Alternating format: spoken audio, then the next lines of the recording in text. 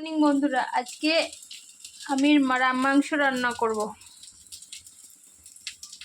তো আলুটা আগে ভেজে রেখেছি।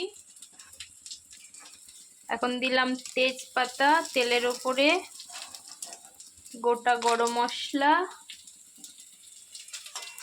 দিয়ে পেঁয়াজ কুচি দিয়ে একটু হালকা ভেজে নেব। পেঁয়াজ কুচিটা দিয়ে দিলাম।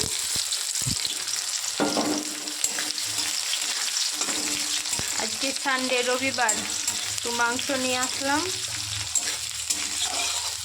তো হালকা হালকা একটু ভেজে নেব।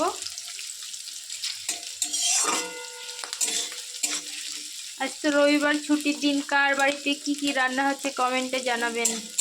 আমার বাড়িতে মাংস হচ্ছে, আর এখানে হচ্ছে ফুলকপি আলু ভাজা।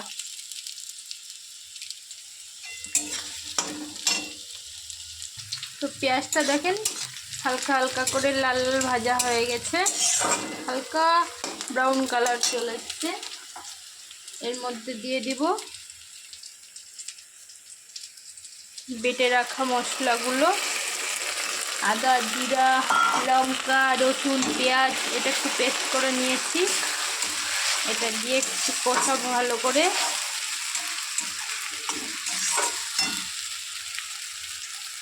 মধ্যে দিয়ে দিলাম হলুদ,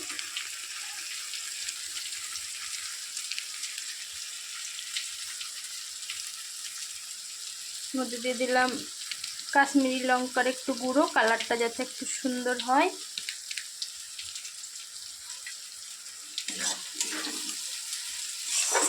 মাংসতে কালারটা না আসলে দেখতে ভালো লাগে না।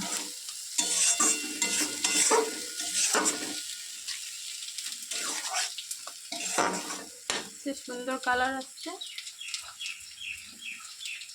দিয়ে দেব একটু লবণ স্বাদ মতন।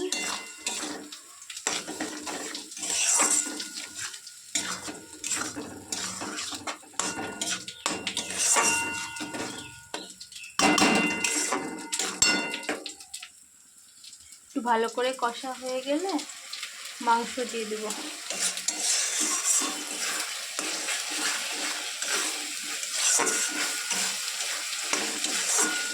আমি চিনি গো চিনি তোমারে, ও গো বিদেশিনী, তুমি থাকো সিন্ধু পারে, ও গো বিদেশিনী।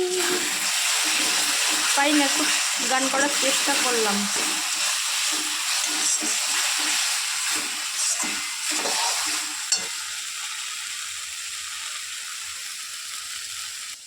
মশলাটা মোটামুটি কষানো হয়ে গেছে।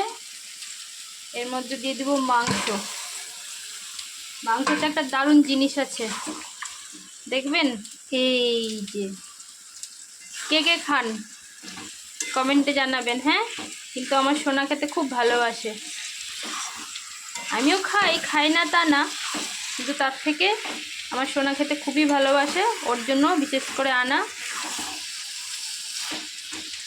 এটাকে দিয়ে এখন একটু ভালো করে কষাবো কষাবো কষাবো কষাবো, কষাতে কষাতেই সিদ্ধ হয়ে যাবে প্রায়।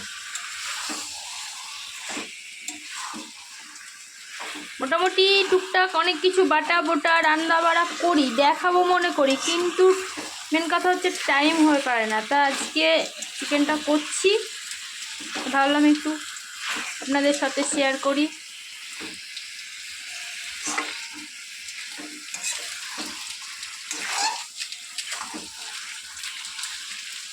তো আজকের মতন এই অবধি, টাটা।